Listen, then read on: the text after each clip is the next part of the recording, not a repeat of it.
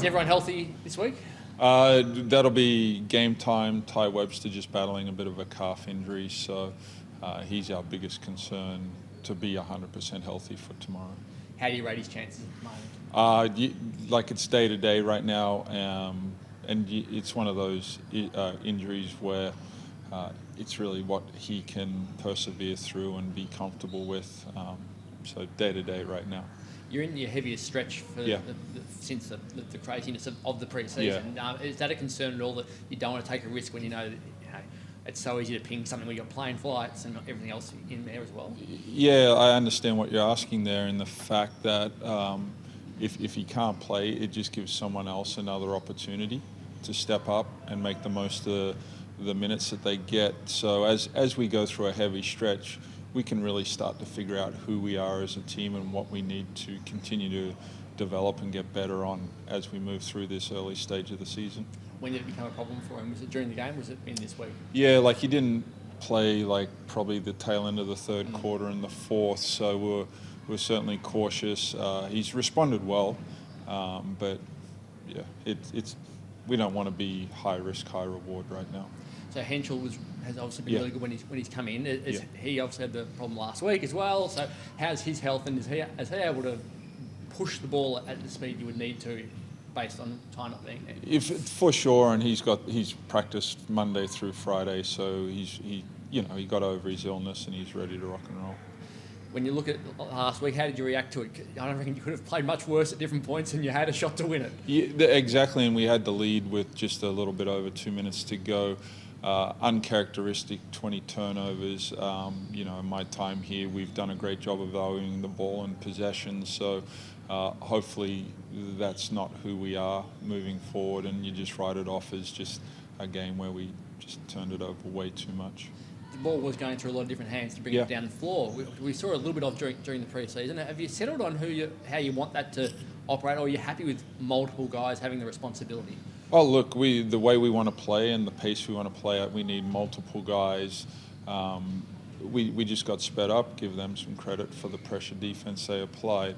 But we also have to take responsibility just with our decision making and probably sometimes our impatience of finding the balance between the pace but then being secure with the ball.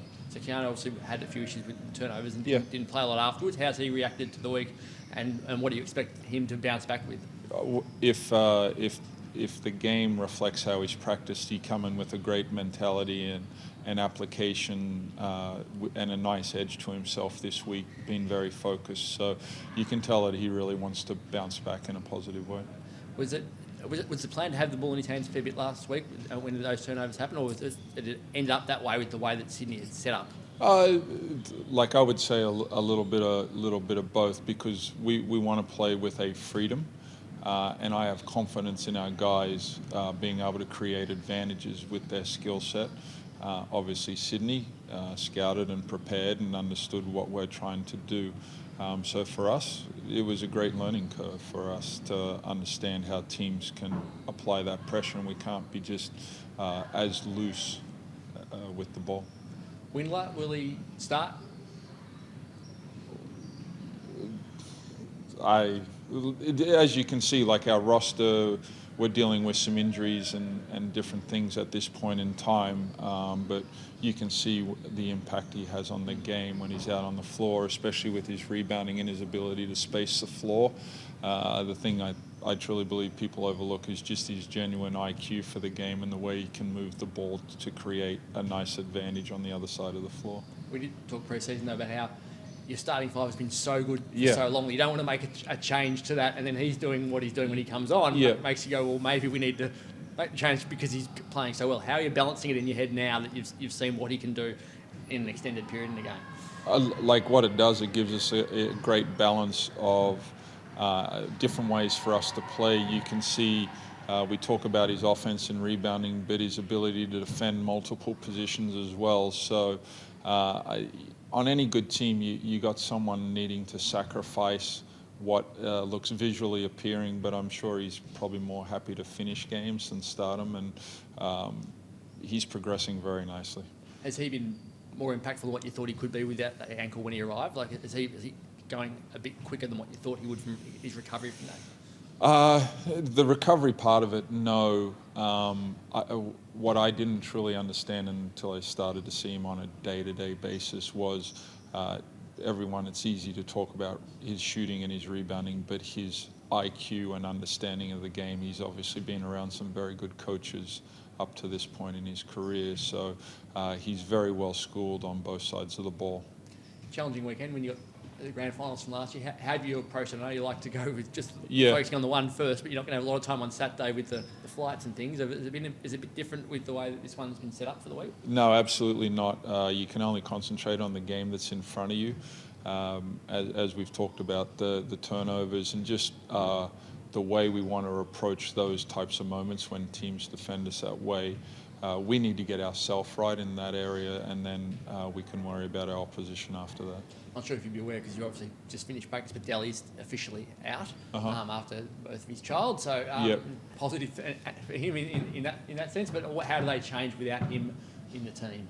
Yeah, congrats, Delhi. That's exciting stuff. I hope everyone's healthy and doing well.